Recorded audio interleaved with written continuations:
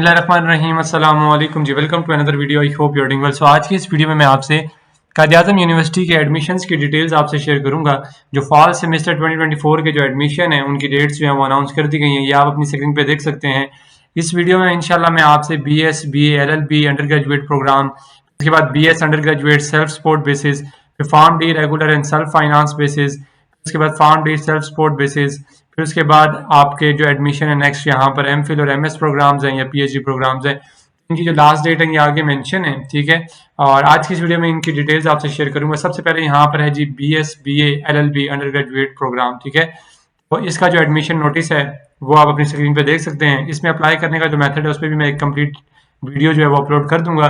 और इसके अलावा अगर आप हमारी सर्विस लेना चाहते हैं ऑनलाइन एप्लीकेशन के हवाले से तो आप मुझे कमेंट करके बता सकते हैं। मैं इंशाल्लाह अपना व्हाट्सएप नंबर आपसे शेयर कर दूंगा, तो आप उस व्हाट्सएप नंबर पे मुझसे रब्ता कर सकते हैं। देन आपकी जो ऑनलाइन एप्लीकेशन है वो इंशाल्लाह मैं सबमिट करवा दूंगा। सो ये जी admission notice for under graduate BS LLB pharm D program on regular self finance basis fall semester 2024। So Quaid-e-Azam university के हवाले से आपको बताते चलो मोस्ट पॉपुलर और फेमस यूनिवर्सिटी है पूरे पाकिस्तान की।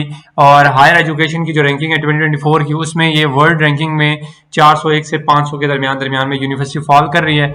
और उसके अलावा अगर आप एशियन यूनिवर्सिटी की रैंकिंग की बात करें तो 121वें नंबर के ऊपर कायद-ए-आज़म यूनिवर्सिटी आती है।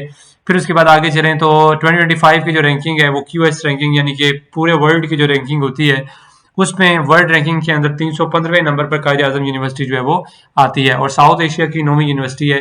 तो इस हवाले से बहुत फेमस यूनिवर्सिटी है कायद-ए-आज़म यूनिवर्सिटी। और इसके अलावा अगर आपको किसी किस्म का भी क्वेश्चन हो related to Quaid-e-Azam university then you can ask in comment box section. So इसमें जो प्रोग्राम ऑफर किए जा रहे हैं उस हवाले से बताता चलूँ।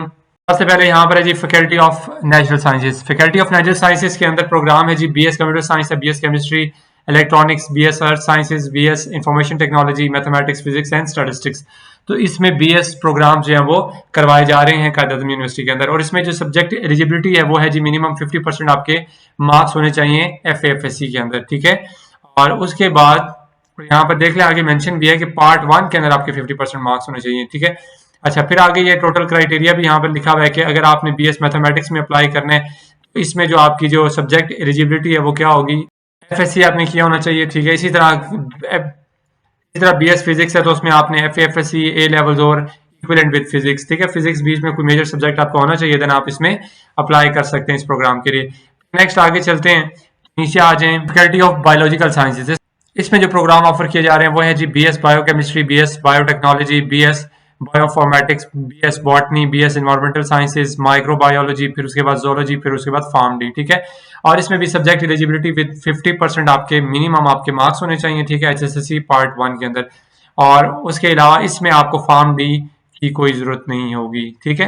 बाकी डिटेल्स भी हैं, आप इसको पढ़ लीजिए क्योंकि अगर मैं डिटेल में पढ़ूंगा तो ये मैं सारी वीडियो कवर नहीं कर सकूंगा। उसके बाद नेक्स्ट जो प्रोग्राम है वो है जी फैकल्टी ऑफ सोशल साइंसेज, जिसके अंदर BS business administration, BS defence, BS economics, English, history, international relations, political sciences, public administration, Pakistan studies, psychology, gender studies, LLB, ठीक है।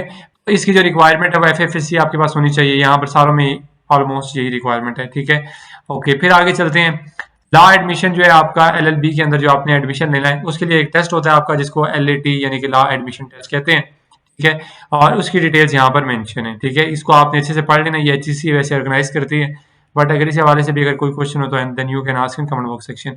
नेक्स्ट चलते हैं, हाउ टू अप्लाई। अप्लाई आपने डेफिनेटली यूनिवर्सिटी की website से ही करना है। अगर आप खुद कर सकते हैं वेल एंड गुड, अच्छी बात है। अगर नहीं कर सकते तो आप मुझे मेरी सर्विस जो है वो ले सकते हैं। उसके बाद यहाँ नीचे आ जाएं, तो आप जब ऑनलाइन अप्लाई करेंगे तो अप्लाई करने से पहले बैंक चालान आपने सबमिट करवाना है। जो डिपॉजिट स्लिप होगी, जो आपकी पेड बैंक चालान जो स्लिप होगी आपने वो अपलोड भी करनी है, ठीक है। Proof of online payment for admission processing charges must be uploaded with the online application along with other scan request documents, otherwise the application will not be entertain, ठीक है। अगर आप ये अपलोड नहीं करेंगे अपनी ऑनलाइन एप्लीकेशन के साथ देन आपकी जो एप्लीकेशन है वो एंटरटेन नहीं की जाएगी, ठीक है।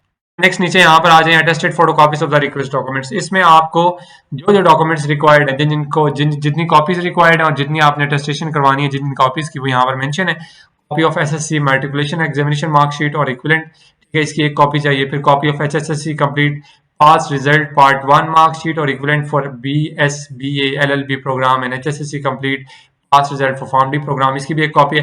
ये इतना कोई मुश्किल नहीं है, आप इसको रीड आउट कर लीजिएगा। अगर मैं रीड आउट करना शुरू करूंगा तो वीडियो काफी लेंथी हो जाएगी, तो इस वजह से मैं कह रहा हूँ आप इसको खुद एटलीस्ट रीड कर लीजिएगा। बाकी जो मेन पॉइंट है वो मैं इस वीडियो में कवर करूंगा।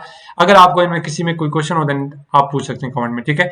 यहाँ पर रिजर्व सीट्स के हवाले से बताता चलूँ, रिजर्व सीट्स जो है ना वो एक मखसूस कोटा होता है जिनकी रिजर्व सीट्स होती हैं, ठीक है। वो कोटा यहाँ पर भी मेंशन है, ठीक है। टर्म्स एंड कंडीशन भी मेंशन है। अगर आप किसी आर्मी पर्सन के हैं, बच्चे हैं, तब आप उसके लिए अप्लाई कर सकते हैं रिजर्व सीट के लिए, तो फिर वो आपकी एक सीट जो है वो रिजर्व कर दी जाएगी, ठीक है।